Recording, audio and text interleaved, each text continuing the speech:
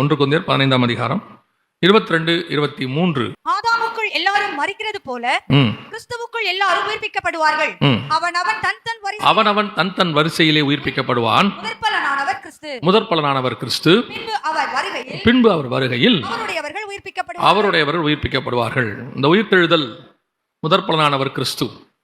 இந்த உயிர்த்தெழுதல் அல்லது கிறிஸ்துவினுடைய மரணம் என்பது கொண்டாட்டத்துக்குரியதான காரியம் அல்ல, தியானிப்பதற்குரியதான ஒரு காரியம். கொலோசையர்ல வாசிக்கும் பொழுது 2ஆம் அதிகாரத்தில் இந்த லேவியராகமம் 23ஆம் அதிகாரத்தில் சொல்லப்பட்டதான பண்டிகைகளை குறித்து, அந்த பொருளை குறித்து, அதனுடைய பொருள் என்னவென்பதை குறித்து பவுல் சொல்லுகிறார். அந்த வசனம் சொல்லுது, அவைகளின் பொருள் கிறிஸ்துவை குறித்து, அவைகள் வரும் காரியங்களுக்கு நிழலாய் இருக்கிறது. பஸ்காவை குறித்து நாம் வெள்ளிக்கிழமையில் பார்த்தோம். அதே 23ஆம் அதிகாரம் லேவியராகமத்தின் புஸ்தகத்தில் நீங்கள் வாசிக்கும் பொழுது முதற் பலனான ஒரு பண்டிகை குறித்தும் அங்கே சொல்லப்படுகிறது. நீங்கள் வாசித்து பார்த்தீங்கன்னா முதற் பலனான பண்டிகை 23ஆம் அதிகாரம் 9 முதல் 12 வசனங்களை வாசிங்கள். 9 முதல் 12 வசனங்கள். பின்னும் கர்த்தர் மோசேயை நோக்கி, நீ இஸ்ரவேல் புத்திரரோடு சொல்ல வேண்டியது என்னவென்றால், நான் உங்களுக்கு கொடுக்கும் தேசத்தில் நீங்கள் போய் சேர்ந்து அதன் வெள்ளாண்மையை அறுக்கும் போது உங்கள் அறுப்பின் முதற்பலனாகிய ஒரு கதிர்க்கட்டை ஆசாரியனிடத்தில் கொண்டு வர கடவன். உங்களுக்காக அது அங்கீகரிக்கப்படும்படி ஆசாரியன் அந்த கதிர்க்கட்டை ஓய்வு நாளுக்கு மறுநாளில் கர்த்தருடைய சன்னதியில் அசைவாட்ட வேண்டும். நீங்கள் அந்த கதிர்க்கட்டை அசைவாட்டும் நாளில் கர்த்தர் சர்வாங்க தகன பலியாக ஒரு வயதான பழுதற்ற ஒரு ஆட்டுக்குட்டியை சுகந்த வாசனையாய் நாம் கொடுக்க வேண்டும். இது இஸ்ரவேலருக்கு கொடுக்கப்பட்டதான பண்டிகை. இதன் பொருள் கிறிஸ்துவை பற்றினது அப்படின்னு பவுல் சொல்றாரு. இது என்ன பொருள் அப்படின்னு கேட்டீங்கன்னு சொன்னா, கிறிஸ்து மரித்தோரிலிருந்து முதற் பலனானவர். நம்ம வாசிச்சோம் இல்லையா, 1 கொரிந்தியர் 15:23 கிறிஸ்து முதற் பலனானவர். அதுதான் நீங்கள் போய் சேருகிற தேசத்தில் முதற் பலனான அந்த முதல் அரிக்கட்டை, ஒரு அரிக்கட்டை கொண்டு வந்து நீங்கள் அசைவாட்ட வேண்டும் என்று சொல்லப்படுகிறது. அதற்கு அடையாளமாக என்ன செய்ய வேண்டுமா, ஒரு பழுதற்ற ஆட்டுக்குட்டியை, ஒரு வயதான பழுதற்ற ஆட்டுக்குட்டி என்று வேதம் சொல்லுகிறது. இது யாரை குறித்து சொல்லப்பட்டிருக்கிறது என்று சொன்னால், இயேசு கிறிஸ்துவை குறித்து பழுதற்ற ஆட்டுக்குட்டி என்று சொல்லப்படுகிறது. வாசிங்கள், யோவான் எழுதின சுவிசேஷம் 8ஆம் அதிகாரம் 46வது வசனத்தை வாசிங்கள். என்னிடத்தில் பாவம் உண்டென்று யார் என்னை குற்றப்படுத்தக்கூடும்? இது இயேசு கிறிஸ்துவே சொல்றாரு, என்னிடத்தில் என்ன இல்லை, பாவம் என்றும் இல்லை. அடுத்து வாசிங்க, எபிரேயர் நிருபம் 4ஆம் அதிகாரம் 15வது வசனம். நம்முடைய பலவீனங்களை குறித்து பரிதபிக்கப்படாத பிரதான ஆசாரியர் நமக்கிராமல் எல்லா விதத்திலும் நம்மை போல சோதிக்கப்பட்டு பாவம் இல்லாதவராக இருக்கிற பிரதான ஆசாரியர் நமக்கு இருக்கிறார். பாவம் இல்லாதவராய். இப்போ வசனம் சொல்லுது, ஒரு பாவமும் இல்லாதவர். முதல்ல இயேசு சொன்னாரு, இப்போ ஆக்கியோன் அந்த புத்தகத்தை எழுதுறவர் ஆவியானவர் சொல்றாரு, அவரிடத்தில் ஒரு பாவமும் இல்லை என்று சொல்லி. அடுத்து வாசிங்க, யோவான் எழுதின சுவிசேஷம் 14ஆம் அதிகாரம் 30வது வசனத்தை வாசிங்க. யோவான் 14:30. இனி நான் உங்களுடனே அதிகமாய் பேசுவதில்லை. இந்த உலகத்தின் அதிபதியானவன் வருகிறான். அவனுக்கு என்னிடத்தில் நம்ம கிட்ட ஏதாவது இருந்தாலும் அவன் நம்மளை சோதிப்பான்னு வசனம் சொல்றது. அவன் தன் சுய இச்சைகள்படி இழுக்கப்பட்டு சிக்குண்டு சோதிக்கப்படுகிறான். அப்போ பிசாசு வரான், வசனம் சொல்லுது, அவனுக்கு என்னிடத்தில் ஒன்றுமில்லை. இப்போ யோசிச்சு பாருங்க, இயேசுவே சொல்றாரு, என்கிட்ட ஒரு பாவம் இல்லை என்று சொல்லுகிறார். பாவத்தை இருக்குன்னு சொல்ல முடியுமான்னு கேட்கிறாரு. ஆவியானவர் சாட்சி கொடுக்கிறார், அவரிடத்துல பாவம் இல்லை என்று சொல்லி. எதிராளி சாட்சி கொடுக்கிறான், பிசாசு சொல்றான், இவர்கிட்ட பாவம் பிடிக்கிறதுக்கு ஒன்றுமே இல்லை என்று சொல்லி. இன்னும் ஒரு வசனத்தை வாசிங்கள், எபிரேயர் நிருபம் 9ஆம் அதிகாரம் 14வது வசனத்தை வாசிங்க. எபிரேயர் 9:14 வாசிங்கள். நித்திய ஆவியினாலே தம்மை தாமே பழுதற்ற பலியாக, இதுதான் அந்த இடத்துல லேவியராகமம் 23ஆம் அதிகாரத்துல வாசம் இல்லையா, ஒரு வயதான பழுதற்ற ஆட்டுக்குட்டி, இதான் பழுதற்ற பலி. சோ அப்ப கிறிஸ்துவை தான் அங்கே பலியாக சொல்லப்படுகிறது மிக தெளிவாக. அந்த பலியான அந்த இடத்துல முதற் பலனானவராக உயிர்த்தெழுந்தவர் இயேசு கிறிஸ்து. அந்த அசைவாட்டுகிறதான அந்த கதிர்கட்டு இயேசு கிறிஸ்து. அப்ப இந்த உயிர்த்தெழுதல் அப்படி என்பது முதற் பலனானவர் கிறிஸ்து. வசனம் தெளிவா சொல்லுது, முதற் பலனானவர் கிறிஸ்து. அப்ப அந்த பண்டிகை, முதற் பலனான அசைவாட்டுகிற பண்டிகை, அவர் உயிர்த்தெழுந்து விட்டார்.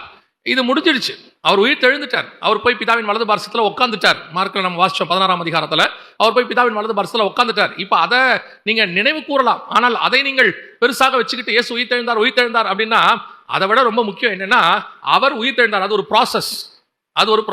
அவர் ஸ்டார்ட் பண்ணி வச்சாராம். 1 கொரிந்தியர் 15 பாருங்க, அவன் தன் வரிசையிலே உயிர்ப்பிக்கப்படுவான். முதற் பலனானவர் கிறிஸ்து, அவர் ஸ்டார்ட் பண்ணி வச்சார். பின்பு அவருடைய வருகையில் அவருடையவர்கள் என்ன செய்வாங்க, உயிர்ப்பிக்கப்படுவார்கள். இதான் முடிவு. அவர் ஆரம்பிச்சிருக்கிறாரு, முடிவு என்ன, நாம் எல்லாரும் உயிர்ப்பிக்கப்பட வேண்டும். அதுதான் முடிவு. இயேசு கிறிஸ்துடைய மரணத்திலிருந்து உயிர்த்தெழுதலிருந்து ஆரம்பிக்குது. அவன் தன் வரிசையிலே உயிர்ப்பிக்கப்படுவான். இப்ப யோசித்து பாருங்க, இயேசு கிறிஸ்து உயிர்த்தெழுந்த அன்னைக்கு இந்த ஒரு சம்பவம் இருக்கு. நிறைய பேர் அந்த கேள்வி கூட கேட்டிருந்தாங்க எங்ககிட்ட. அது இந்த செய்திக்கு ஏற்றதா இருந்ததுனால அதை ஒரு பாயிண்டாக, முதல் பாயிண்டாக அதுல இருக்கு. வாசிங்க மத்தேயு எழுதின சுவிசேஷம் 27ஆம் அதிகாரம் 52வது வசனத்தை வாசிங்க.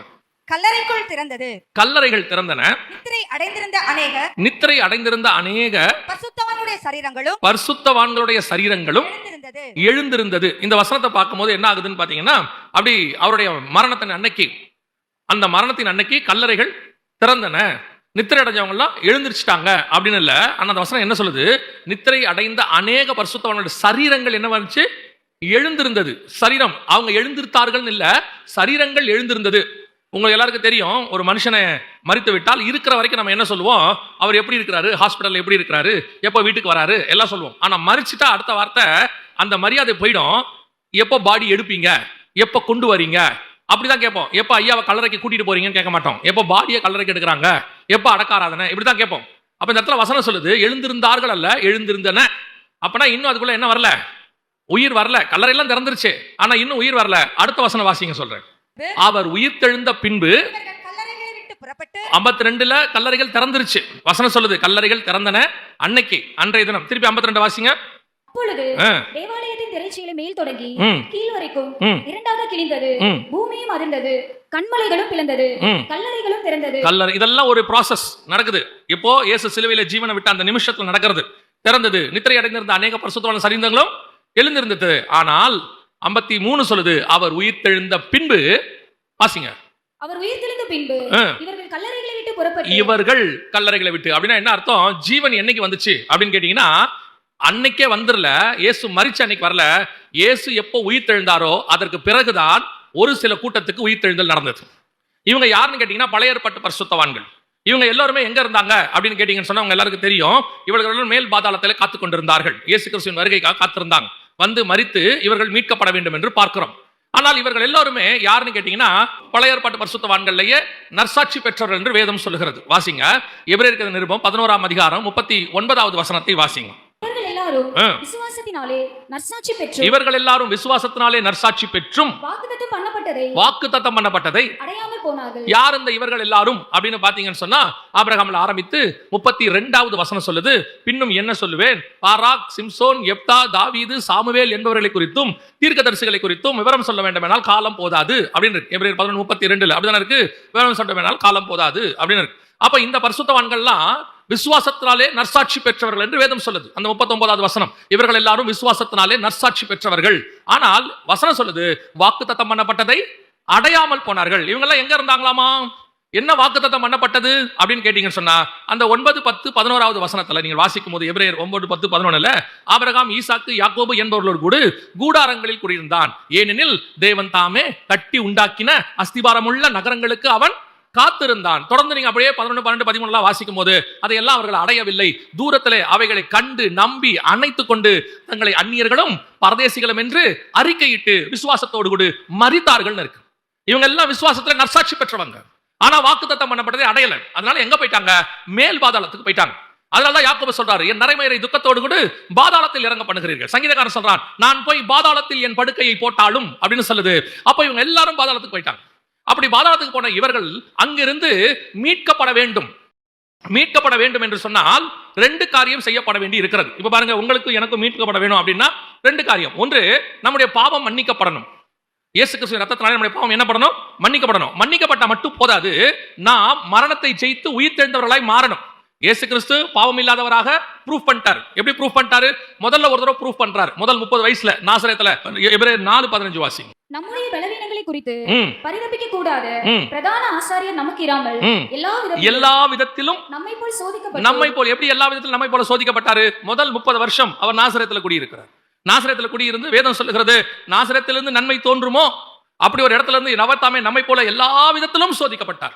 சோதிக்கப்பட்டு அங்க யோர்தான் கிட்ட வந்து ஞானஸ்நானம் எடுத்து வனாந்தரத்துக்கு கொண்டு போகப்பட்டு முதல் ரவுண்டில் சாத்தானை ஜெயிக்கிறார். சாத்தான் அவரை விட்டு விலகி போனான் சில காலம். அதற்கு பிறகு கொஞ்சம் கொஞ்சமா ஜெயிச்சு கடைசியா பரிகரிக்கப்படும் கடைசி சத்ரு மரணம் சிலுவையில. அப்போ இயேசு கிறிஸ்து அப்படியே கொஞ்சம் கொஞ்சமா ஜெயிச்சு எல்லாத்தையும் வந்துட்டார். இப்ப நாம அவருடைய ரத்தத்தால கழுவப்பட்டு பாவம் மன்னிக்கப்பட்டு வந்துட்டோம். இப்ப நம்மளுடைய முடிவு எதுல இருக்குதுன்னா, நாம் மரணத்தை ஜெயித்து அவரோடு கூட கடைசியில உயிர்ப்பிக்கப்படுவோம்னு இருக்கு. அவருடைய வருகையில நாம் எல்லோரும் என்ன செய்யப்படுவோம்? உயிர்ப்பிக்கப்படுவோம். இதான் நமக்கு கடைசியா 2 ப்ராசஸ் இருக்கு. அதுல ஒன்று மரணத்தை ஜெயித்தல், ஒன்று ரத்தத்தாலே பாவம் மன்னிக்கப்படணும். பழைய ஏற்பாட்டு பரிசுத்தவான்கள் அப்படித்தான். ஆனா என்ன நடந்துச்சு, அவங்களுக்கு அந்த ரத்தம், நமக்கு வந்து இயேசு கிறிஸ்துவின் ரத்தம், ஆனா அவர்களுக்கு இயேசு கிறிஸ்துவின் ரத்தம் இல்ல. அப்ப அதனால அவங்களுக்கு என்ன நடந்துச்சா, வாசிங்க சகரியாவின் புஸ்தகம் 9ஆம் அதிகாரம் 11வது வசனத்தை வாசிங்க. உனக்கு நான் செய்வது என்னவென்றால், உனக்கு நான் செய்வது என்னவென்றால், தண்ணீர் இல்லாத குழியிலே அடைப்பட்டிருக்கிற உன்னுடையவர்களை. இந்த தண்ணீர் இல்லாத குழினா என்ன? தண்ணீர் இல்லாத குழியிலே அடைக்கப்பட்டிருக்கிற உன்னுடையவர்களை. இந்த தண்ணீர் இல்லாத குழினா என்ன? வாசிங்க லூக்கா எழுதின சுவிசேஷம் 16ஆம் அதிகாரம் 24வது வசனத்தை வாசி. அப்பொழுது அவன், அந்த ஆபிரகாம், ஐஸ்வர்யவான், லாசரு சம்பவம் எல்லாருக்கும் தெரியும் இல்லையா? அந்த லாசரை கொண்டு போய் ஆபிரகாம் மடியில விட்டாங்கல்ல, அப்போ அந்த ஐஸ்வர்யவான் சொல்ற வார்த்தை அது. வாசிங்க 24. தகப்பனாகிய ஆபிரகாமே, நீர் எனக்கு இறங்கி லாசருவின் விரலில் நுனியை தண்ணீரினால் தோய்த்து என் நாவை குளிர பண்ணும்படி அவனை அனுப்ப வேண்டும். இதான் தண்ணீர் இல்லாத குழி. அதான் அவர் சொல்றாரு, தண்ணீர் இல்லாத குழியிலே அடைபட்டிருக்கிற உன்னுடையவர்களை. அது தண்ணீர் இல்லாத குழி, அங்க 2 பேர் அடைக்கப்பட்டிருக்கிறாங்க. ஒன்னு தேவனுக்கு உரியவர்கள், இன்னொன்னு தேவனுக்கு உரியவர்கள் அல்லாதவர்கள். அதான் மேல் பாதாளம், தாழ்ந்த பாதாளம். இப்ப அந்த மேல் பாதாளத்தில் இருக்கக்கூடிய தேவனுடையவர்களை, உன்னுடையவர்களை, சகரியா 9:11 வசனம் சொல்லுது, தண்ணீர் இல்லாத குழியிலே அடைக்கப்பட்டிருக்கிற உன்னுடையவர்களை. வாசிங்க. நான் உன் உடன்படிக்கையின் ரத்தத்தினாலே விடுதலை பண்ணுவேன். அவருடைய உடன்படிக்கையின் ரத்தம் இல்ல, இப்ப நமக்கு சிந்தப்பட்டது. அவர் சொல்றாரு, ரத்தத்தை எடுத்து கொடுத்து, அவர் சொல்றாரு, திராட்சை ரசத்தை எடுத்து கொடுத்து, இதை வாங்கி பருகுங்கள், இது உங்களுக்காக சிந்தப்படுகிற என்னுடைய ரத்தமா இருக்கிறது, இது புதிய உடன்படிக்கையா இருக்குதுன்னு சொல்றாரு. அந்தபடி அவரு பாத்திரத்தை எடுத்து, என் ரத்தத்திலான புதிய உடன்படிக்கையா இருக்கிறது அப்படின்னு சொல்றாரு. அப்படின்னா யோசிச்சு பாருங்க, அவர்களை பத்தி சொல்லும் போது உன் உடன்படிக்கையின் ரத்தம் அது எது? ஆதியாகமத்தின் புஸ்தகம் 17ஆம் அதிகாரம் 10-11 வசனங்களை வாசிங்க. ஆதியாகமம் 17:10-11. எனக்கும் உங்களுக்கும் உனக்கு பின்வரும் உன் சந்ததிக்கும் நடுவே உண்டாகிறதும் நீங்கள் கைக்கொள்ள வேண்டியதுமான என் உடன்படிக்கை என்னவென்றால், உங்களுக்கு பிறக்கும் சகல ஆண் பிள்ளைகளும் விருத்த சேதனம் பண்ண வேண்டும். உங்கள் நுனித்தோலின் மாம்சத்தை விருத்த சேதனம் பண்ண கடவீர்கள். அது எனக்கும் உங்களுக்கும் உள்ள உடன்படிக்கைக்கு அடையாளமா இருக்கும். இதுதான் உன் ரத்தம். இப்ப அவங்க ரத்தத்தால பாதுகாக்கப்பட்டாங்க, பாதாளத்துல இருந்தாங்க. அந்த ரத்தத்தினால அவங்க மேல் பாதாளத்துல இருந்தாங்க. மரண இருளின் பள்ளத்தாக்குல அவங்க தாழ்ந்த பாதாளத்துக்கு போல. சங்கீதக்காரன் சொல்றான், தேவரீரின் ஆத்துமாவை தாழ்ந்த பாதாளத்திற்கு தப்புவித்தீர் அப்படின்னு சொல்றார். சோ இவங்க எல்லாரும் அந்த ரத்தம் அவங்களுக்கு மேல் பாதாளத்திற்கு. அப்படி உண்மையும் உத்தமமா இருந்து விசுவாசல நற்சாட்சி பெற்றவங்க எல்லாரும் அந்த தாழ்ந்த பாதாளத்துக்கு தப்பி மேல் பாதாளத்துல இருந்தாங்க. இப்ப இவர்களை மீட்கும்படிக்கு, அதான் இந்த வசனம் சொல்லுது, அவர்களை மீட்கும்படிக்கு தான் இயேசு வந்தார். அவன் தன் வரிசையிலே உயிர்ப்பிக்கப்படுவான்னு இருக்கு இல்லையா? இயேசு கிறிஸ்து உயிர்த்தெழுந்த பின்பு 27:53 அவர் உயிர்த்தெழுந்த பின்பு இவர்கள் கல்லறைகளை விட்டு புறப்பட்டு, அவர் உயிர்த்தெழுந்த பின்பு இவர்கள் கல்லறைகளை விட்டு புறப்பட்டு. அப்ப உயிர்த்தெழுந்த முதற் பலனானவர் கிறிஸ்து. இந்த பழைய ஏற்பாட்டு பரிசுத்தவான்கள் எல்லாரும் அவன் தன் வரிசையிலே உயிர்ப்பிக்கப்படுவான்னு இருக்குது. அந்த உயிர்ப்பிக்கப்பட்ட முதலாவது பேட்ச் யாருன்னு கேட்டீங்கன்னா இந்த 27:53 பழைய ஏற்பாட்டு பரிசுத்தவான்கள். அவர்கள் பிரவேசித்தாங்க. வசனம் சொல்லுது, அந்த பரிசுத்தவான்கள் புறப்பட்டு பரிசுத்த நகரத்தில் பிரவேசித்து அநேகருக்கு காணப்பட்டார்கள். அப்ப இதுதான் ஃபர்ஸ்ட் பேட்ச். வசனம் தெளிவா சொல்லுது. அப்போ இன்னைக்கு கர்த்தர் முதலாவது உயிர்த்தெழுதல், அவர் உயிர்த்தெழுந்தாரு. முதலாவது உயிர்த்தெழில் பங்கடைஞ்சவர்கள் எப்படி இருந்தாங்களாம்? அவர்கள் உடன்படிக்கையின் ரத்தத்துல அவர்கள் உண்மை உள்ளவர்களா இருந்தார்கள். அது எப்படிங்க அவங்க உடன்படிக்கை ரத்தத்துல அவங்க உண்மை உள்ள இருந்தாங்க? அந்த பணக்கார வாலிபன் வந்து சொல்றான் இயேசு கிட்ட, நான் வந்து நித்திய ஜீவனை சுதந்திரிக்கணும். அப்ப இயேசு சொல்றாரு, பிரமாணங்களை கைக்கொள். அவன் சொல்றான், சிறு வயது முதல் கொண்டு நான் என்ன செய்யறேன்? பிரமாணங்களை கைக்கொள்ளுகிறேன். வசனம் சொல்லுது, கர்த்தர் அவனிடத்தில் அன்பு கூர்ந்து. பவுல் சொல்றாரு, நியாய பிரமாணத்தின்படி நீங்கள் என்ன செய்ய முடியாது? குற்றம் சாட்டவே முடியாது. அவர்கள் பிரமாணத்திற்கு அவர்கள் உண்மை உள்ளவர்களாக இருந்தார்கள். ஆனால் அது அவர்கள் ரத்தம், உன் உடன்படிக்கையின் ரத்தத்தினாலே. அவர்கள் உடன்படிக்கையின் ரத்தத்துக்கு அவர்கள் உண்மை உள்ளவர்களாக இருந்தார்கள். அவர்கள் நற்சாட்சி பெற்றார்கள். ஆபிரகாம் பார்த்து கர்த்தர் சொல்றாரு, அவன் தீர்க்கதரிசி, அவன் எல்லா நீதிக்கு தகப்பனாக இருக்கிறான், அவனிடத்தில் நான் மறைப்பேனோ?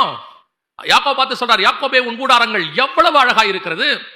அடுத்து தானியேலை பார்த்து சொல்றாரு, என் பிரியமான புருஷன் ஆகிய தானியேலை 2 அதிகாரத்துல 3 தடவை அவனை சொல்வார், என் பிரியமானவனேன்.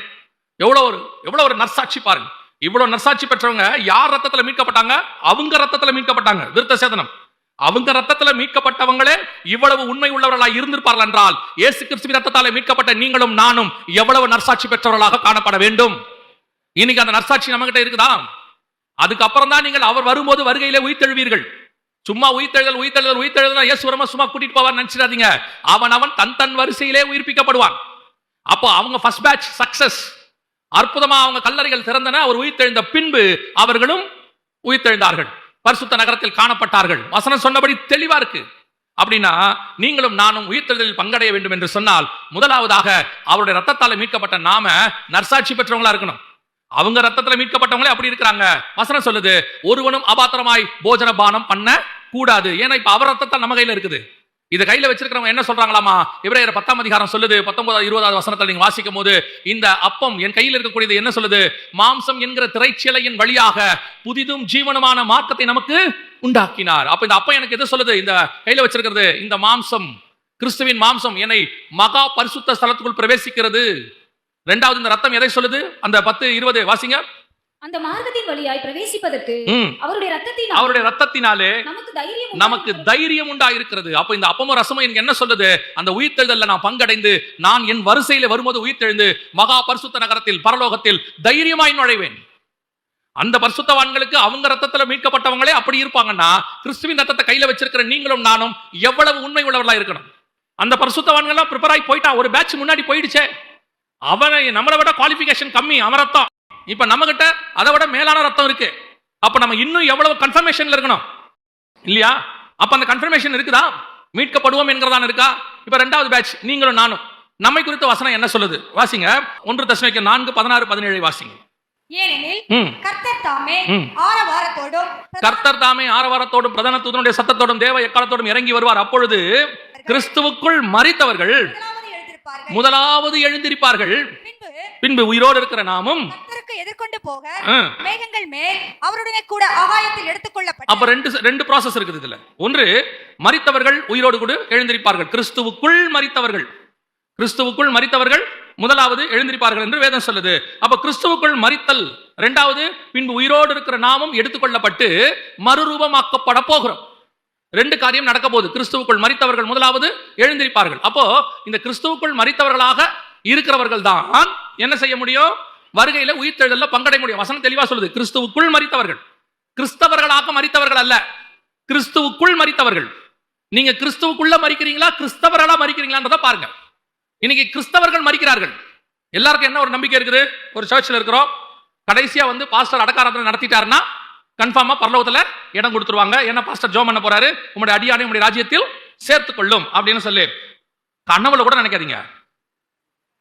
பாஸ்டர் ஜோம் பண்ணார்னா கல்லறையில இடம் கொடுப்போம். ஏன்னா கல்லறைக்கு போறதுக்கு சர்ச்சில் என்ன கொடுக்கணும்? ஒரு லெட்டர் கொடுக்கணும். மெடிக்கல் சர்டிபிகேட்டோட சர்ச்சில் இருந்து ஒரு லெட்டர் கொடுக்கணும். அதை கொடுத்தா கல்லறையில இடம் கொடுப்பாங்க, பரலோகத்துல இடம் கொடுப்பாங்கன்னு இல்ல. இந்த சர்டிபிகேட், இங்க கொடுக்கக்கூடிய டினாமினேஷன் சர்டிபிகேட்லாம் பரலோகத்துக்கு செல்லுபடி ஆகாது, எடுத்துக்கிட்டு போகவும் முடியாது. அங்கே நீங்கள் பார்க்க போற மிக முக்கியமான விஷயம், நீங்கள் கிறிஸ்துவுக்குள் மரித்தீர்களா? மரிக்கிற நேரம் கிறிஸ்துவுக்குள்ளாக நம்முடைய ஜீவன் அவருக்குள்ள போயிருக்குதா? அது போகணும்னா என்ன செய்யணும்? பவுல் சொல்றாரு, எனது ஜீவன் கிறிஸ்துவுக்குள் இருக்கிறது, இனி நான் அல்ல அவரே என்னில் இருக்கிறார். அப்ப நான் கிறிஸ்துவுக்குள்ள இருந்தா தான் கிறிஸ்துவுக்குள்ள மரிக்க முடியும். கிறிஸ்துவுக்கு வெளியே இருந்தா கிறிஸ்துவுக்கு வெளியே தான் மரிக்க முடியும். யோசிச்சு பாருங்க, இன்னைக்கு நம்முடைய ஜீவியம் கிறிஸ்துவுக்குள்ள இருக்குதா? அப்போ கிறிஸ்துவுக்குள் மரித்தவர்கள் தான் கிறிஸ்துவுக்குள் எழும்ப முடியும். கிறிஸ்துவுக்குள் மரித்தவர்கள் முதலாவது எழுந்திருப்பார்கள். அப்படின்னா அந்த உயிர்த்தெழுதல்ல பங்கடைவதனுடைய முதலாவது ப்ராசஸ், நான் கிறிஸ்துவுக்குள்ளான வாழ்க்கை வாழணும். கிறிஸ்துவுக்குள்ளான இருக்கிறவனுடைய வாழ்க்கை எப்படி இருக்குன்னு போய் பாருங்க. பவுல் சொல்றாரு, என்னை பின்பற்றுங்கள், நான் மாதிரியா இருக்கிறேன், உங்களை மாதிரியாய் வைத்து போகிறேன். அப்போ கிறிஸ்துவை பின்பற்றுகிறவன் எப்படி இருப்பான்? வேதம் தெரியுது, நிறைய இருக்கு. அது 1 2 ப்ராசஸ் இல்ல, அது நிறைய, அது பெரிய ப்ராசஸ். இன்னைக்கு நாம கிறிஸ்துவுக்கு வெளியே இருக்கிறோம், கிறிஸ்தவர்களா இருக்கிறோம். அடுத்தவங்களுக்கு நம்ம கிறிஸ்தவங்க காட்டுறதுக்கு என்ன பண்றோம்? சிலுவையை வச்சுட்டா கிறிஸ்தவங்க, அப்புறம் வீட்டுல வசனத்தை ஒட்டிட்டா கிறிஸ்தவங்க, கார்ல பின்னாடி வசனம் எழுதி போட்டா கிறிஸ்தவங்க. நம்ம கிறிஸ்தவங்கன்னு ஈஸியா காட்டிடலாம், ஒன்றும் பிரச்சனையே இல்ல. ஓ, இதெல்லாம் கிறிஸ்தவங்களா காட்டுறது பெரிய விஷயமே இல்லையே, அதை யார் வேணாலும் காட்டலாமே. ஏன் நம்ம அல்லாதவர்கள் கூட காட்டிடலாம் கிறிஸ்தவர்களா. ஆனால் கிறிஸ்துவுக்குள்ளா இருக்கிறீங்களான்றதை காட்டுறதான் கஷ்டம். கிறிஸ்துவுக்குள்ளா இருந்து நீங்க காட்டினீங்கன்னா அது சிலுவையினாலேயோ வசனத்தினாலேயோ காட்ட முடியாது, உங்க ஜீவியத்தினால மட்டும்தான் அதை காட்ட முடியும். நீங்கள் தான் நிருபங்களாக இருக்கிறீர்கள். உங்களை பார்க்கும் போதே கிறிஸ்து வெளியே படணும். ரோமர் 8:29 சொல்லுது, தம்முடைய குமாரன் அநேக சகோதரருக்குள்ளே முதற் பேரானவராய் இருக்கும்படிக்கு தேவன் எவர்களை முன்னறிந்தாரோ அவர்களை தம்முடைய குமாரனின் சாயலுக்கு ஒப்பாயிருக்கும்படி குறித்திருக்கிறார். அப்பனா என்ன பார்த்தா கிறிஸ்துவின் சாயல் வெளிப்படணும்.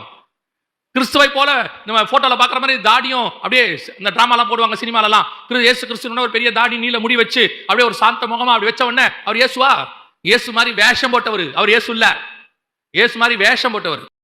நீங்க என்னதான் கொண்டு போய் ஒரிஜினலை வச்சு ஜெராக்ஸ் எடுத்தாலும் அது ஜெராக்ஸ் தான், அது ஜெராக்ஸ் தான். ஆனா அதே ஜெராக்ஸ ஒரிஜினல் ஆக்குறதுக்கு ஒரு வாய்ப்பு இருக்குது தெரியுமா? அதே ஜெராக்ஸ ஒரிஜினல் ஆக்கிறதுக்கு ஒரு வாய்ப்பு இருக்குது. என்ன பண்ணலாம் தெரியுமா? அந்த ஜெராக்ஸ்ல, அந்த போட்டோ காப்பியில ஒரு கெசடட் ஆபீசர் மட்டும் கையெழுத்து போட்டார்னு வச்சுக்கோங்க, அதை ஒரிஜினலாக பாவிப்பார்கள். அதுல கெசடட் ஆபீசர் ஒருத்தர் கையெழுத்து போட்டார்னா பச்சை இங்க்ல அந்த அந்த போட்டோ காப்பி என்னவா மாறிடும்? ஒரிஜினலை போல பாவிக்கப்படும். அப்போ உங்க மேலே என்ன மேலையும் பரிசுத்த ஆவி என்கிற முத்திரை போடப்பட்டு விட்டால் நீங்களும் நானும் அந்த ஒரிஜினலுக்கு ஈக்குவலாய் மாறுவதற்கு வாய்ப்பு இருக்கிறது. இன்னைக்கு குமாரனின் சாயலுக்கு ஒப்பாய் மாறுறோமா? கிறிஸ்தவனா காட்டுறதுக்கு எத்தனை போராட்டம்! நீங்க கிறிஸ்தவங்களா காட்டுறதுக்கு எத்தனை போராட்டம்! நாங்க கிறிஸ்தவர்கள், நான் கிறிஸ்தவன், என்ன பார்த்து இப்படி சொல்றேன், நாளா கிறிஸ்தவன். நீங்க சொல்லவே வேண்டாம், நீங்கள் சொல்லவே வேண்டாம். உங்களை பார்த்தாலே சொல்லணும், நீயும் அந்த கலிலேயன் கூட இருந்தவன் தானே, உன் பேச்சு காட்டுகிறது. பேதுருவை பார்த்து சொல்றாங்க, நீயும் அந்த கலிலேயன் கூட இருந்தவன் தானே. எப்படிங்க சொல்றீங்க? பார்க்கிறதுக்கு அப்படியே இருக்கணும். இல்ல, நீ வாயை திறந்தா இயேசு பேசுற மாதிரியே இருக்குது. உன் நடக்க இயேசுவின் நடக்கை மாதிரி இருக்கு. உன் ஆவிக்குரிய வாழ்க்கை இயேசுவின் ஆவிக்குரிய வாழ்க்கை மாதிரி இருக்கு. பைபிள் எப்படி சொல்லுச்சோ அப்படி ஒரு வாழ்க்கை. வாழ்ற வாழ்க்கை எல்லாம் உள்ள இருள், வாழ்ற வாழ்க்கை கபடம், வாழ்ற வாழ்க்கை பாவம். ஒயிட் அண்ட் ஒயிட் போட்டா கிறிஸ்தவங்களா காட்டிக்கலாம், பரிசுத்தவங்களா காட்டிக்கலாம், ஆவிக்குரியவர்களா காட்டிக்கொள்ளலாம். உங்களுக்குள்ளே ஒரு நம்பிக்கை இருக்கிறது.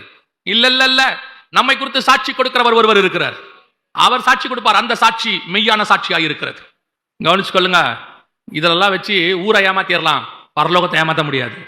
உலகத்தை ஏமாத்தலாம், பரலோகத்தை ஏமாற்ற முடியாது. பரலோகத்துக்கு பயந்து தான் நான் வாழணும். பாவம் செய்யல இல்ல, இங்க யாரும் விழாதவங்க இல்ல. நான் திருப்பி எப்பவும் சொல்வேன், இங்க இன்னும் கொஞ்சம் கொஞ்சமாக நாம் குமாரன் சாயலுக்கு ஒப்பாய் மாறிக்கிட்டே இருக்கிறோம். நமக்குள்ள வீழ்ச்சி வருது, தடுமாற்றம் வருது, எல்லாம் வருது. வர வர வர பயம் வரணும். ஐயோ, இன்னும் மாறணும், நான் கிறிஸ்துவுக்குள்ளாக போகணும். 2ஆம் அதிகாரம் அப்போஸ்தலர் நடவடிக்கைகள்ல பரிசுத்த ஆவியானவர் யோவான் மேல இறங்கினார்னு இருக்கு. 120 பேர் மேல இறங்கினார், அதுல ஒண்ணு யோவான். ஆனா 4ஆம் அதிகாரம் வெளிப்படுத்தின விசேஷத்தை வாசிக்கும் போது, நான் கர்த்தருடைய நாளில் ஆவிக்குள்ளானேன்னு இருக்கு. இப்ப என்னங்க டிஃபரன்ஸ் இருக்குது? 2ஆம் அதிகாரம் அப்போஸ்தலர் நடவடிக்கைகள்ல ஆவியானவர் எனக்குள்ள வந்தார். 4ஆம் அதிகாரம் வெளிப்படுத்தின விசேஷத்துல நான் ஆவிக்குள்ளே போனேன். இந்த டிஃபரன்ஸ் தான் உங்களுக்கு சொல்றேன். நான் கிறிஸ்துவை ஏற்றுக்கொண்டது ஒரு நாள் இருக்கு, நான் கிறிஸ்துவை போல மாறி அவருக்குள்ளாக போவது ஒரு நாள் இருக்கிறது. அந்த சாயலுக்கு ஒப்பாய் மாறணும். இதான் உயிர்த்தெழுதலுடைய முதலாவது பார்ட். 2வது அந்த 1 Thessalonians 4:16-17 வாசிச்சோம் இல்லையா? கிறிஸ்துவுக்குள் மரித்தவர்கள் முதலாவது எழுந்திருப்பார்கள், பின்பு உயிரோடு இருக்கிற நாமும். இப்ப நாம என்ன செய்யணும்? கிறிஸ்துவுக்குள் மரித்தவன் உயிரோட எழுந்திருச்சிட்டான். அதே ப்ராசஸ்ல இன்னொன்னு இருக்கு, பின்பு உயிரோடு இருக்கிற நாமும். இப்ப உயிரோடு இருக்கிற நாம என்ன ஆகணும்? வாசிங்க, வசனம் சொல்லுது. ரோமர் 12ஆம் அதிகாரம் 2வது வசனம் வாசிங்க. நீங்கள் இந்த பிரபஞ்சத்திற்கு ஒத்த வேஷம் தெரியாமல் தேவனுடைய நன்மையும் பிரியமும் பரிபூரணமான சித்தம் இன்னதென்று பகுத்தறியத்தக்கதாக உங்கள் மனம் புதிதாகிறதினாலே மறுரூபமாகுங்கள். அப்ப வருகையில 2வது நடக்கிற விஷயம் என்னது? மறுரூபமாகுதல். 1 கொரிந்தியர் 15:51 நீங்கள் வாசிக்கும் பொழுது, இதோ நான் உங்களுக்கு ஒரு ரகசியத்தை சொல்லுகிறேன், நாம் எல்லோரும் நித்திரை அடைகிறது இல்லை, ஒரு நிமிஷத்திலே, ஒரு இமை பொழுதிலே நாம் எல்லோரும் மறுரூபமாக்கப்படுவோம். இந்த ப்ராசஸ் தான் 1 Thessalonians 4:16-17 இருக்கு. அங்க கிறிஸ்துவுக்குள் மரித்தவர்கள் முதலாவது எழுந்திருப்பார்கள், பின் உயிரோடு இருக்கிற நாம் நித்திரை அடைகிறது இல்லை. நமக்கு மரணம் வராது, உயிரோடு இருக்கிறவங்களுக்கு மரணம் வராது. அந்த வருகை நாளில் கடைசி காலம் துணிக்கும் பொழுது ஒரு நிமிஷத்துல, ஒரு இமை பொழுதுல நாம் மறுரூபமாவோம். அப்ப மறுரூபமாவதுக்கு என்ன செய்யணும்? கிறிஸ்துவுக்குள்ள மரிச்சவனா இருந்தா உயிரோட எழுந்திரலாம், அது பிரச்சனை இல்லை. கிறிஸ்துவுக்குள் மரித்தவர்கள் முதலாவது எழுந்திருப்பார்கள், வசனம் சொல்லுது, அது ஓகே. ஆனால் மறுரூபமாகிறதுக்கு என்ன செய்யணும்னா, ரோமர் 12:2 சொல்லுது, உங்கள் மனம் புதிதாகிறதுனால என்னவாகுங்கள்? மறுரூபமாங்கள். மனம் புதிதாக என்ன செய்யணுமா? பிரபஞ்சத்துக்கு ஒத்த வேஷம் தெரியாமல் தேவனுடையதான 3 காரியம் அங்க இருக்கு. தேவனுடையதான நன்மை. தேவனுடைய நன்மைனா என்ன? 2 விதமான நன்மை இருக்கிறது. நல்லா புரிஞ்சுக்கொள்ளுங்க, 2 விதமான நன்மை இருக்கிறது. ஒன்று, ஆதியாகமத்தின் புத்தகம் 2ஆம் அதிகாரம் 9வது வசனத்தை வாசிங்க. தேவனாகிய கர்த்தர் பார்வைக்கு அழகும் புசிப்புக்கு நலமான சகலவித விருட்சங்களையும், பார்வைக்கு அழகும் புசிப்புக்கு நலமான சகலவித விருட்சங்களையும், தோட்டத்தின் நடுவிலே ஜீவ விருட்சத்தையும், நன்மை தீமை அறியத்தக்க விருட்சத்தையும் பூமியிலிருந்து முளைக்க. நன்மை தீமை அறியத்தக்க விருட்சம். இங்க ஒரு நன்மை இருக்குது பாருங்களேன். இப்போ ஆதாம் எப்படி இருக்கிறாரு அப்படின்னு கேட்டீங்கன்னா, பூரணமா கர்த்தர் அவரை செஞ்சிருக்கிறார். இப்ப ஏன்னா ஆதியாகமம் 1 கடைசி வசனம் சொல்லுது, கர்த்தர் தாம் உண்டாக்கின எல்லாவற்றையும் பார்த்தார். அப்படிதான் இருந்தது, அது மிகவும் அதுல ஆதாமும் சேர்த்து. தேவன் தாம் உண்டாக்கின எல்லாவற்றையும் பார்த்தார், அது நன்றாய் இருந்தது. அந்த நன்றாய் இருந்ததுன்றதுல யாரும் இருக்கிறா? ஆதாமும் இருக்கிறாரு. சோ எல்லாம் பெர்ஃபெக்ட் கிரியேஷன். இப்ப இவருக்கு நன்மை தீமைனா என்ன? இப்ப இவர்கிட்ட அப்படி ஒரு விஷயமே இல்ல, இவர் பெர்ஃபெக்ட். நன்மை தீமை அறியத்தக்க விருட்சம்னா என்ன? இப்ப பாம்பு சாப்பிட சொல்லுது. பாம்பு சாப்பிட சொல்லும் போது என்ன வார்த்தை சொல்லுதுன்னு கேட்டீங்கன்னா, 3ஆம் அதிகாரத்துல ஆதியாகமம் 3ஆம் அதிகாரத்துல அந்த பாம்பு சொல்ற வார்த்தை, அப்பொழுது சர்ப்பம் ஸ்திரீயை நோக்கி, 4வது வசனம், நீங்கள் சாகவே சாவதில்லை, நீங்கள் இது புசிக்கும் நாளிலே உங்கள் கண்கள் திறக்கப்படும் என்றும் நீங்கள் நன்மை தீமை அறிந்து தேவர்களைப் போல இருப்பீர்கள் என்றும் தேவன் அறிவார். இவன் சொல்ற நன்மை தீமை என்ன? இவன் சொல்ற நன்மை தீமை என்ன? தேவன் சொல்ற நன்மை வேற. தேவன் எல்லாவற்றையும் பார்த்தார், நல்லது என்று கண்டார், பெர்ஃபெக்ட். இவன் வந்து சொல்றான், இல்ல இன்னொரு நன்மை தீமை இருக்குது, அந்த நன்மை தீமையை நீ தெரிஞ்சுக்கோ, இதை சாப்பிட்டா அந்த நன்மை தீமை உனக்கு தெரியும், எது நன்மை எது தீமைன்னு உனக்கு தெரியும் அப்படின்னு சொல்ல. இப்போ இதை கேட்ட உடனே இவங்க கேட்கறதுக்கு நல்லா இருக்குது, அது என்ன நன்மை தீமை? இப்போ இந்த பழத்தை இவங்க சாப்பிட்டாங்க, இவங்களுக்குள்ள நிர்வாணம்னு ஒன்று வந்துருச்சு. இப்போ அவங்களுக்கு வந்துட்டு எது நிர்வாணம் எது நிர்வாணம் இல்ல அப்படின்னு தெரியுது. இதெல்லாம் இப்போ உலக பிரகாரமான நன்மை தீமை. உலக பிரகாரமான நன்மை தீமை உங்களுக்கு தெரியுமா தெரியாதா? உலக பிரகாரமான நன்மை தீமை தெரியுமா தெரியாதா? தெரியும். உங்க பிள்ளைகளுக்கு எது நன்மை செய்யணும் உங்களுக்கு தெரியுமா தெரியாதா? பொல்லாதலாகி நீங்கள் உங்கள் பிள்ளைகளுக்கு நன்மையான காரியங்களை செய்யும் போது தெரியுமா தெரியாதா? தெரியும். உங்க வாழ்க்கைக்கு எது நன்மைன்னு உங்களுக்கு தெரியுமா? ஆனால் அது தேவனுடைய பார்வையில நன்மையான உங்களுக்கு தெரியுமா? நான் கேட்கறது புரியுதா? புரியலையா? திருப்பி சொல்றேன். இப்போ உங்க பிள்ளைகளுக்கு நான் ஒரு உதாரணத்துக்கு சொல்றேன். உங்க பிள்ளைகளுக்கு 10th முடிச்ச உடனே ஒரு குரூப் எடுக்கிறீங்க. அந்த குரூப் எடுக்கும்போது இப்போ என்ன பண்றீங்கன்னு கேட்டா, எல்லாரும் சொல்றாங்க, எங்க ஐடி எடுங்க, இன்ஃபர்மேஷன் டெக்னாலஜி, கம்ப்யூட்டர் எடுங்க, ஃபர்ஸ்ட் குரூப் எடுங்க, மேக்ஸ் பிசிக்ஸ் கெமிஸ்ட்ரி பயாலஜி ஏதாவது எடுங்க, இல்ல டாக்டர் ஆகலாம், இல்ல இன்ஜினியர் ஆகலாம், அப்படி இப்படி போயிடலாம், நாளைக்கு பின்னைக்கு நல்ல சம்பாத்தியம், வாழ்க்கை செட்டில். நன்மையா தீமையா? இது நன்மை. எல்லாரும் நன்மை தானே சொல்றாங்க. இந்த காலேஜ்ல போடுங்க, இந்த காலேஜ் தான் நம்பர் 1, அதுல படிச்சவெல்லாம் ஆஹா ஓஹோ சொல்றாங்க தானே, நன்மை தானே. யாராவது தீமைக்கு அப்படி சொல்லுவாங்களா? செய்ய மாட்டாங்க. குட். சரி, அந்த கோர்ஸ் உங்களுக்கு நல்லதுங்கிறது இவ்வளவு பேருக்கு தெரியுது, கர்த்தர் உங்ககிட்ட சொன்னாரா அது நல்லதுன்னு? உங்க பிள்ளையோட எதிர்காலத்துக்கு எந்த கோர்ஸ் தேவைன்னு கர்த்தருக்கு தெரியும். அதுதான் கர்த்தருடைய நன்மை. நான் சொல்ற டிஃபரன்ஸ் புரியுதா? நாம இன்னைக்கு உள்ள காரியத்தை உலகத்தை வச்சு டிசைட் பண்ணுவோம். நீங்க ஒரு கோர்ஸ் எடுத்துருவீங்க, உங்க பிள்ளை படிச்சு முடிக்கும் போது அந்த கோர்ஸுக்கு வேல்யூ போயிடும். படிச்சு முடிக்கும் போது அந்த கோர்ஸுக்கு வேல்யூ போயிடும். இப்போ நீங்க படிச்சு முடிச்சுட்டு வருவீங்க, வந்து பார்த்தா அதுக்கு என்ன இருக்காது, ஆப்பர்ச்சுனிட்டியே இருக்காது, கொஞ்சம் கஷ்டப்படுவீங்க. அப்ப சொல்லுவாங்க, எல்லாரும் சொன்னாங்க இதான் நல்லதுன்னு. நல்லதுதான், ஆனாலும் இப்ப அதுக்கு வேல்யூ இல்ல. அந்த காலத்துல சொல்லுவாங்க, நான்லாம் BA ஹிஸ்டரி அப்படிம்பாங்க. இப்ப BA ஹிஸ்டரினா என்ன, மார்க் கம்மியான்னு கேட்கறான். +2ல பையன் என்ன படிக்கிறாரு, BA மார்க் கம்மியோ அப்படிங்கிறான். ஏன்னா BA கம்மியா இருக்கிறவன் தான் எடுக்கின்ற முடிவுக்கு இவன்ட்டான். ஆனா ஒரு காலத்துல BA இங்கிலீஷும் BA ஹிஸ்டரி தான் ஃபர்ஸ்ட். உலக பிரகாரமாக ஒரு நன்மை இருக்கு, அது எல்லாருக்கும் தெரியும். ஆனால் கர்த்தருடைய பார்வையில் ஒரு நன்மை இருக்கு, அதை உலகம் சொல்லி கொடுக்காது, கர்த்தர் மட்டும்தான் சொல்லுவார். அது கர்த்தருக்கு மட்டும்தான் தெரியும். அந்த நன்மை என்னன்னு உங்களுக்கு தெரியணும். இப்போ சாலமோன் போய் ஆண்டவர்ட்ட ஒன்று கேட்டான். என்ன கேட்டான்? நீங்க உடனே எல்லாரும் ஒன்று சொல்வீங்க. சாலமோன் என்ன கேட்டான் சொல்லுங்க? ஞானம் கேட்டான், அப்படிதானே? வாசிங்க 1 ராஜாக்களின் புத்தகம் 3ஆம் அதிகாரம் 9வது வசனம் வாசிங்க. ஆகையால் உமது ஜனங்களை நியாயம் விசாரிக்கவும், உமது ஜனத்தை நியாயம் விசாரிக்கவும், நன்மை தீமை இன்னதென்று வகையறுக்கவும், அதை வகையறுக்கிறதுக்கு நல்ல கவனிங்க, நியாயம் விசாரிக்கவும், நன்மை தீமை இன்னதென்று வகையறுக்கவும் அடியனுக்கு ஞானம் உள்ள இதயத்தை தந்தருளும். எனக்கு எந்த ஞானம் வேணும் தெரியுமா? இந்த பூமிக்குரிய நன்மை தீமை என்ன என்று வகையறுக்கிறது இல்ல, உம்முடைய ஜனங்களை நியாயம் தீர்க்கிறதுக்கு உங்ககிட்ட ஒரு நன்மை தீமை இருக்குது, அதை எனக்கு கொடுங்கன்னு கேட்கிறான். உலக பிரகாரமாக ஜனங்களை எண்ணுவது, ஒரு நாட்டினுடைய ஜனங்களை எண்ணுவது நன்மையா தீமையா? உலக பிரகாரமா சென்சஸ் எடுக்கிறது நல்லதா கேட்டதா? நல்லது. எடுத்தா தானே தெரியும். எடுத்தாதான் அந்த நாட்டில் எவ்வளவு ஏழைகள் இருக்காங்க, எவ்வளவு பணக்காரங்க இருக்காங்க, படிச்சவங்க இருக்காங்க, படிக்காதவங்க இருக்காங்க, எல்லாம் தெரியும்ல. உலக பிரகாரமா சென்சஸ் எடுக்கிறது நல்லது. தாவீது சென்சஸ் எடுக்கிறது நல்லதா கேட்டதா? கேட்டது. கர்த்தர் எடுத்த உடனே வாதையை கொண்டாண்டாரு. ஏன் தாவீது எடுக்க கூடாது? ஆபிரகாம் கிட்ட வாக்கு பண்ணி இருக்கிறாரு, உன் சந்ததியை எண்ண முடியாதுன்னு சொன்னார். ஆபிரகாம் கிட்ட சொல்லிட்டாரு, உன் சந்ததியை என்ன கூடுமானால் என்ன, அது வானத்து நட்சத்திரத்தை போல இருக்கும். இப்போ வசனம் சொல்லுது, ஜனங்களை எண்ணும்படி சாத்தான் ஏவினான். தாவீதை என்ன பண்ணானா? சாத்தான் ஏவினான் இருக்கு. அப்ப யோசிச்சு பாருங்க, அங்க சொன்ன விஷயத்துக்கு அகைன்ஸ்டா இது போகுது. உலக பிரகாரமாக ஜனங்களை எண்ணுவது நல்லது, ஆனால் தேவ ஜனங்களை எண்ணுவது தீமை. அது கர்த்தருக்கு அகைன்ஸ்ட். இப்ப புரியுதா? உலக பிரகாரமாக நன்மை தீமை வேறு, தேவனுடைய பார்வையில் நன்மை தீமை வேறு. அந்த நன்மை தீமையை எனக்கு சொல்லித்தாங்கன்னு அவன் கேட்கிறான். அந்த ஞானத்தை கொடுங்க. அதைத்தான் இந்த வசனம் சொல்லுது. இப்ப திருப்பி வாசிங்க, ரோமர் 12:2 வாசிங்க. நீங்கள் இந்த பிரபஞ்சத்தின் ஒத்த வேஷம் தெரியாமல் தேவனுடைய நன்மைனா என்ன அதை தேடணும். உலக பிரகாரமான நன்மை தீமைக்கு தான் நீங்க தேவசித்தம் தேவசித்தம் தேவசித்தம்ங்கறீங்க. ஆண்டவரே நான் இந்த வேலைக்கு போலாமா, உங்க சித்தத்தை சொல்லுங்க. அது உலக பிரகாரமான நன்மை. தீமை, ஆண்டவரே இந்த பையனை கல்யாணம் பண்ணலாமா பண்ண வேணாமா, இந்த பொண்ணை கல்யாணம் பண்ணலாமா பண்ண வேணாமா, நீங்க இதுக்கே தான் தேவன்ட்ட போறீங்க. தேவனுடைய நன்மைன்னு ஒண்ணு இருக்கு. நம்ம நன்மை என்ன? படிச்ச பையனுக்கு படிச்ச பொண்ணை கல்யாணம் பண்றது நன்மை. கரெக்ட் தானே? கரெக்ட் தான். படிச்ச பையனுக்கு படிச்ச பொண்ணை கல்யாணம் பண்றது தான் நன்மை. கர்த்தருடைய பார்வை என்ன? ஆவிக்குரிய பையனுக்கு ஆவிக்குரிய பொண்ணை கல்யாணம் பண்றது தான் நன்மை. இப்ப படிச்ச பொண்ணை படிச்ச பையனுக்கு பண்ண உடனே அந்த பொண்ணு நல்லா சம்பாதிக்குது, பிரைஸ் தி லார்ட், ஹல்லேலூயா. 1 லட்சம் ரூபாய் சம்பளம், அவருக்கும் 1 லட்சம் ரூபாய் சம்பளம், 2 லட்சம் ரூபாய் சம்பளம். அப்படியே ஓல்டு வாஷர்மேன் பட்ட பக்கத்துல ஒரு இடத்த வாங்கி கட்டி 10 வருஷத்துல செட்டில் ஆகி பிள்ளைங்க நல்லா இருக்குன்னு பார்த்தா 3வது மாசம் டிவோர்ஸ்ல வந்து நிக்குது. ஏன்? பொண்ணுக்கு சம்பளம் மட்டும் ஜாஸ்தி இல்ல, வாயும் ஜாஸ்தி. பையனுக்கு சம்பளம் மட்டும் ஜாஸ்தி இல்ல, கையும் ஜாஸ்தி. அப்போ இங்க என்ன முக்கியமா படுது? தேவனுடைய நன்மை என்ன? அதான் முக்கியம். வெளிநாட்டுல வேலை கத்தர் கொடுத்தாரு, பிரைஸ் தி லார்ட், எவ்வளவு சம்பளம்? 1 லட்சம் ரூபாய். ஓ பரவாயில்லையே, ஓட்டி கீட்டி எல்லாம் சேர்த்தா 1.10 வருது. அங்க போனா 140 டிகிரி வெயில். கேட்டியா ஆண்டவரே, எது நன்மை? தேவனுடைய நன்மை என்ன என்பதை பார்க்க வேண்டும். அதுவும் ஆவிக்குரிய வாழ்க்கைக்கும் பொருந்தும். 2வது அந்த வசனம் என்ன சொல்லுது? தேவனுடைய நன்மையையும், பிரியம்னா என்ன? அது அடுத்த முக்கியம். தேவனுடைய பிரியம்னு ஒண்ணு இருக்குது. உங்களுக்கு பிரியமானதெல்லாம் தேவனுக்கு பிரியமானது அல்ல. பல நேரத்துல தேவனுக்கு பிரியமானது நமக்கு பிடிக்காது. தேவன் நமக்கு என்ன வச்சிருக்கிறாரோ அது என்ன செய்யாது? பிடிக்காது. ஏன்னா தேவனுக்கு பிரியமானது ஸ்பிரிச்சுவலா இருக்கும், நமக்கு பிரியமானது கண்ணா இருக்கும், கண்களின் இச்சையா இருக்கும்.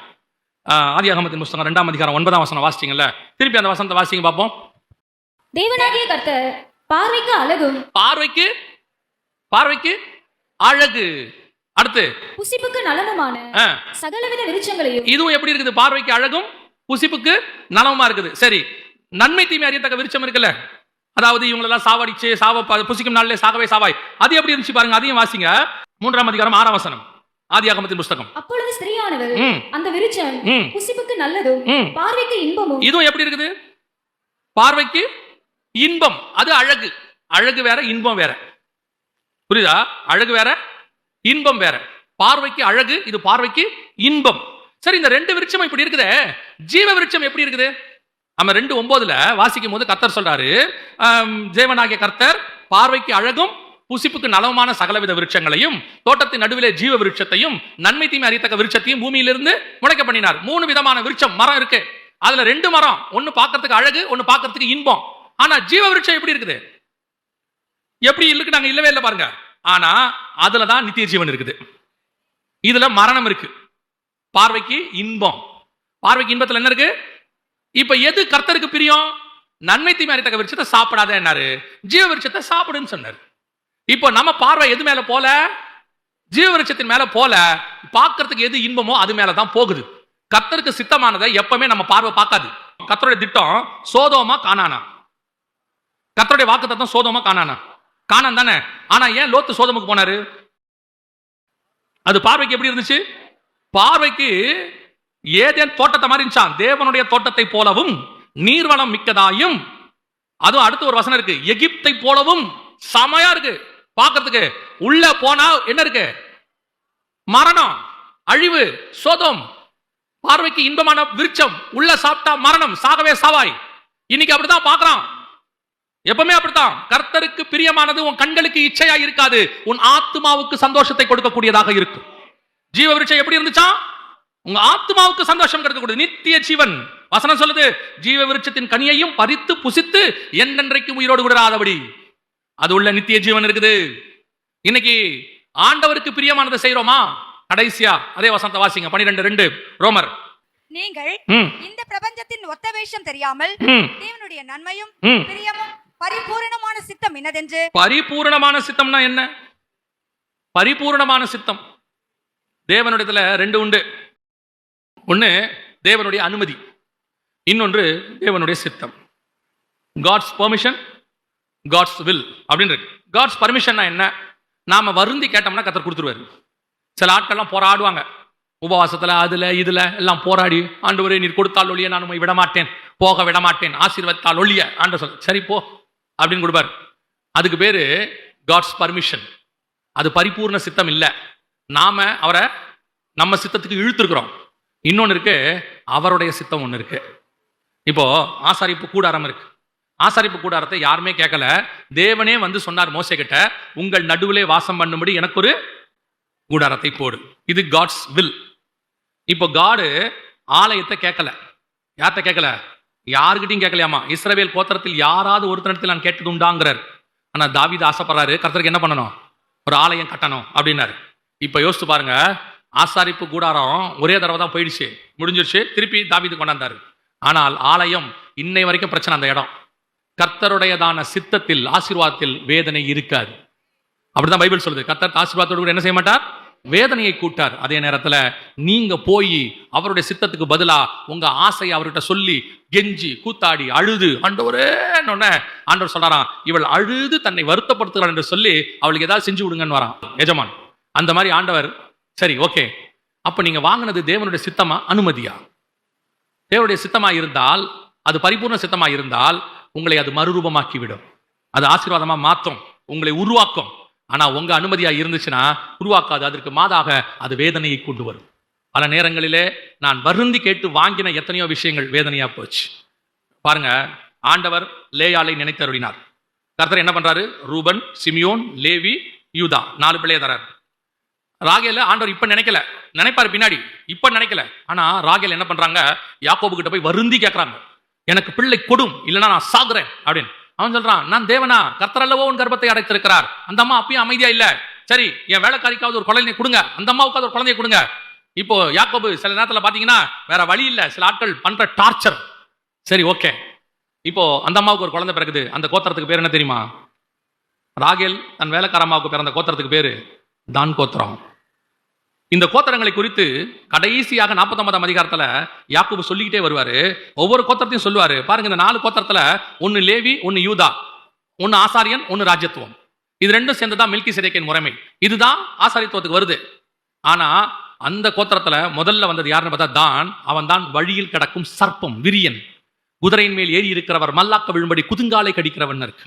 இப்ப யோசித்து பாருங்க, நீங்கள் அவசரப்பட்டு வாங்கக்கூடிய கோத்திரம் தானா இருந்தால், நீங்கள் பொறுமையா, அதே ராகேல் பொறுமையா இருக்கிறாங்க. கர்த்தர் ராகேலை நினைத்தருளினார். இப்ப பிறந்தது என்ன தெரியுமா? யோசேப்பு கனித்தரும் செடி. கர்த்தர் கொண்டு வந்து கொடுக்கும் போது அது கனித்தரும் செடியா இருக்கும். நீ அவசரப்பட்டு வாங்கும் போது அது தானாக மாறும். கர்த்தருடைய பரிபூர்ண சித்தத்துக்கு என்ன பண்ணணும்? காத்திருக்கணும், பொறுமையா இருக்கணும். அப்பத்தான் நீ மறுரூபமாக முடியும், அப்பத்தான் மறுரூபமாக முடியும். கர்த்தருடைய உயிர்த்தெழுதல் நாளிலே அவனவன் தன் தன் வரிசையிலே உயிர்ப்பிக்கப்படுவான். இப்ப அடுத்த உயிர்த்தெழுதல் நமக்கு சம்பவிக்க போது. கிறிஸ்துவுக்குள் மரித்தவர்கள் முதலாவது எழுந்திருக்கணும்னா முதல்ல கிறிஸ்துவுக்குள்ள இருக்கணும். 2வது உயிரோடு இருக்கிற நாம மர்வம் ஆகணும்னா முதல்ல வசனம் சொல்லுது, கர்த்தருடையதான நன்மை என்ன, பிரியம் என்ன, பரிபூர்ண சித்தம் என்ன என்பதை தெரிந்து வாழணும். அதன் அடிப்படையில் உங்க வாழ்க்கை அமையும் போது வசனம் சொல்லுது, நாம் மறுரூபமாக்கப்படுவோம். அப்போ அவனவன் தன் வரிசையில உயிர்ப்பிக்கப்படும் போது நாமும் உயிர்ப்பிக்கப்படணும்னா இந்த 3 காரியத்துல ரொம்ப கேர்ஃபுல்லாக இருக்கணும். நம்ம இஷ்டத்துக்கு நன்மையை பார்க்க கூடாது, கர்த்தருடைய நன்மை என்னவென்று பார்க்க வேண்டும். எனக்கு நன்மையாய் தோன்றுகிறதெல்லாம் நன்மை அல்ல, அது தீமையாய் முடியவும் வாய்ப்பு இருக்கிறது. இப்ப நமக்கு நன்மையா தெரியும். நான் எப்பவும் சொல்லுவேன், எல்லா ஆவிக்குரிய பையனும் எல்லா ஆவிக்குரிய பொண்ணுக்கும் கரெக்ட் கிடையாது. இன்னைக்கு ஏன் ஆவிக்குரிய குடும்பங்கள்லயே கன்ஃபியூஷன்? என்ன காரணம்? நம்ம பார்க்கறது என்ன? ரசிக்கப்பட்டிருக்கான், ஞானஸ்நானம் எடுத்திருக்கான், அபிஷேகம் பெற்றிருக்கான், ஓகே பிரைஸ் தி லார்ட். ஆனா எல்லா ஆவிக்குரிய பையனும் எல்லா ஆவிக்குரிய பொண்ணுக்கும் கரெக்ட்னு பைபிள் சொல்லல. ஆதாமின் விலா எலும்புகளில் ஒன்றை எடுத்து, அதோட அர்த்தம் என்ன? ஆதாமுக்கு நிறைய விலா இருக்குது, எல்லா விலாவும் ஏவாள் கிடையாது, ஒரு எலும்பு தான் ஏவாள். அதே தான் கர்த்தர் சொல்றாரு. அப்ப அந்த பரிபூர்ண சித்தம், தேவனுடைய நன்மை என்ன, தேவனுக்கு எது பிரியம், இதை நீங்க பார்த்து பார்த்து செய்யும் போது உங்களை அந்த வாழ்க்கை மறுரூபமாக்குற வாழ்க்கையாக மாறும். நிறைய பேர் சுய சித்தத்தை செஞ்சு சுயமா முடிவெடுத்து கர்த்தருக்கு பிரியம் நினைச்சு சர்ச்சில் வச்சு பண்ணிட்டா ஓகேன்னு நினைச்சு பண்ணி கடைசியில கர்த்தரை விட்டே தூர போயிட்டான். வாழ்க்கையா போச்சு ஆண்டவர் விட்டு. அதுக்கு உடனே அவன் என்ன சொல்றான்? இதனாலதான் காரணம், அதனாலதான் கிடையாது. கர்த்தர் ஒரு நாளும் கர்த்தரை விட்டு வெளியே போவதற்கு ஒரு மனுஷனை அப்படி ஒரு வாழ்க்கை அமைச்சு கொடுக்கவே மாட்டார், அப்படி ஒரு ஆசீர்வாதத்தை கொடுக்கவே மாட்டார். சமீபத்தில் கூட பேசிட்டு இருந்தோம். ஒரு சிலருக்கு நிறைய பணம் வந்துச்சு, வந்து அந்த பணம் அவங்க வீழ்ச்சிக்கு காரணமா இருந்துச்சு. அவ்வளோ ஒரு மனுஷன் வீழ்ச்சி அடைகிறதுக்கு ஒரு தேவன் கொடுப்பாரா? யோசிச்சு பாருங்க. உங்க பையனுக்கு நீங்க கொடுப்பீங்களா? மொத்த ஸ்கூல் போற பையனுக்கு இந்தாடா 10,000 ரூபாய் வச்சுக்கோ, டெய்லி போயிட்டு வான்னு சொல்லுவீங்களா? கண்டிப்பா சொல்ல மாட்டீங்க. அவனுக்கு என்ன தேவை? போயிட்டு வரதுக்கு ஒரு 10 ரூபா 20 ரூபா, அங்க கேன்டீன்ல சாப்பிட்றதுக்கு ஒரு சமோசா சாப்பிட்றதுக்கு என்ன தேவை அதான் கொடுப்பீங்க. அதுவே ஒரு டூர் போறாங்க, ஒரு 500 ரூபா 1000 ரூபாய் கையில கொடுப்பீங்க. ஆனா அவனுக்கே ஃபீஸ் கட்டணும், 50,000 ரூபா 1,00,000 ரூபா கட்டுவீங்க. உங்களுக்கு உங்க பையனுக்கு என்ன தேவை என்பது உங்களுக்கு தெரியும். உங்களுக்கே தெரியும்னா பரமபிதாக்கு தெரியுமா தெரியாதா? கன்ஃபார்மா தெரியும். உங்களுக்கு என்ன தேவையோ அந்த பூமியில அதை கொடுப்பார். ஆனா உங்க வீழ்ச்சிக்கு தேவையான எதையும் உங்க கையில அவர் கொடுக்கவே மாட்டார். அப்படி மீறி வருதுன்னா அது கர்த்தர் கொடுத்தது அல்ல. நீங்க வருந்தி கேட்டு எனக்கு கொடுத்தாலே ஆச்சு அப்படின்னும் போது கர்த்தர் அனுமதி கொடுக்கிறார். அது உங்க வீழ்ச்சி காரணமா இருக்கு. அது பணமாவும் இருக்கலாம், அது உலக பிரகாரமான ஆசீர்வாதமாவும் இருக்கலாம், எது வேணாலும் இருக்கலாம். கர்த்தர் உங்களுக்கு தெரியும். உங்க உடம்புல எதுவுமே அந்தந்த அளவு இருந்தா தான் நல்லது. கரெக்ட் தானே? 98.4 சூடு இருந்தா நல்லது. அதுக்கு மேல போச்சுன்னா 100 ஆயிடுச்சு, என்ன ஆகுது? அப்போ அதுக்கு பேர் என்னது? ஜுரம். ஆமா தானே? 140க்குள்ள இருந்தா சுகர் கரெக்ட், 300 போச்சுன்னா டயபெட்டிக். அது மட்டும் கரெக்டா இருக்கணும்னு சொல்றீங்கல்ல, கர்த்தர் கரெக்டா தானே வச்சிருக்கிறாரு. ஆண்டவர் எக்ஸ்ட்ரா கொடுக்கல. கரெக்டான சூடு, கரெக்டான பிபி, கரெக்டான சுகர் எல்லாம் கரெக்டா இருக்குல்ல. போடுற சட்டை கரெக்டா தானே போடுறீங்க. ஆண்டவர் எனக்கு ஆசீர்வதிச்சிருக்கிறார். எனக்கு 42 சைஸ் 52 எடுங்க. இடதுபுறமும் வலதுபுறமும் பலுகி பெருகி நான் சட்டைக்குள்ள இருக்கிறேன் சொல்றீங்களா? சொல்றது இல்ல தானே. ஆனா இதெல்லாம் கரெக்டா போடணும் தெரிஞ்ச உங்களுக்கு பணம் மட்டும் நிறைய வரணும்னா என்ன அர்த்தம்? வீடு ஆஸ்தி மட்டும் நிறைய வரணும். கர்த்தர் நம்ம இடம் கொண்டு போகாத மட்டும் ஆசீர்வதிக்கிறார். அதிகம் ஆகுது எங்கேயோ ஆபத்துன்னு அர்த்தம். உன் பாடியில சுகரா இருக்கட்டும், அல்லது பிபியா இருக்கட்டும், அல்லது சூடாக இருக்கட்டும், அல்லது ஆஸ்தி சம்பாத்தியமா இருக்கட்டும், தேவைக்கு மிஞ்சி போகுது, நீ எங்கேயோ மாட்ட போறன்னு அர்த்தம். அது உன்னை மறுரூபமாகாமல் தடுக்க போகுது என்ற அர்த்தம். அதனாலதான் வசனம் தெளிவா சொல்லுது, போதும் என்ற மனதன் கூடிய தெய்வ பக்திய மிகுந்த ஆதாயம். அதான் நல்லது. பாத்துக்கோங்க. இல்ல நீங்க மறுரூபமாகிறது ரொம்ப கஷ்டம். ஜெபம் பண்ணலாமா? நம்ம எல்லாம் எந்திரிப்போம் தேவ சமூகத்துல. அவனவன் தன் தன் வரிசையிலே உயிர்ப்பிக்கப்படுவான். நீங்கள் இந்த உயிர்த்தெழுதலை பங்கடைய வேண்டுமானால் கர்த்தருடைய தேவனுடையதான நன்மையும் அவருடையதான பிரியமும் அவருடைய பரிபூர்ண சித்தமும் இன்னதென்று அறிந்து மறுரூபமாக வேண்டும் என்று வேதம் சொல்லுது. மனம் புதிதாகிறதுனாலே மறுரூபமாகுங்கள். ஒப்பு கொடுப்போமா தேவ சமூகத்தில்? 3 காரியங்களை நீங்கள் கொஞ்சம் தியானிங்க. இந்த வசந்த அப்புறமா போய் ரோமர் 12:2 தியானிச்சு பாருங்க. மனம் இதுல புதிதாகிறதா? மறுரூபமாக்கப்படுமா? கிறிஸ்துவுக்குள் மரித்தவங்க எந்திருவாங்க. ஆனா உயிரோடு இருக்கிற நாம என்ன செய்ய போறோம்? சர்வ வல்லமையுள்ள எங்கள் ஆண்டவரே, இந்த நாளுக்காக உமக்கு நன்றி. கிருபையுள்ள கரத்தில் எங்களை தாழ்த்துகிறோம். தேவனாகிய கர்த்தர் வரும் பொழுது, மரித்தவர்கள் உயிரோடு கூட எழுந்திருக்கும் பொழுது நாங்களும் மறுரூபமாக்கத்தக்கதாக ஆண்டவரே எங்க மனம் புதிதாகிறதுனாலே நன்மையினாலும் உம்முடைய நன்மையினாலும் உம்முடைய பிரியத்தினாலும் உம்முடையதான பரிபூர்ண சித்தத்தை செய்கிறதுனாலும் எங்கள் மனம் புதிதாக கிருபை பாராட்டும். எங்க நன்மை எங்க பார்வைக்கு இன்பம் வேண்டாம் ஆண்டவரே. உங்க பார்வைக்கு இன்பமானதை மட்டும் எங்களுக்கு கொடுங்க. உங்க சித்தத்தை மட்டும் எங்களுக்கு செய்யுங்க ஆண்டவரே. எங்க சித்தம் ஒன்றும் வேண்டாம் ஆண்டவரே. உடைய கிருபையுள்ள கரத்தில் எங்களை தாழ்த்துகிறோம். நீர் மாத்திரம் மகிமைப்படுவீராக. எங்கள் ஆண்டவர் இயேசு கிறிஸ்துவின் நாமத்தில் பிதாவே.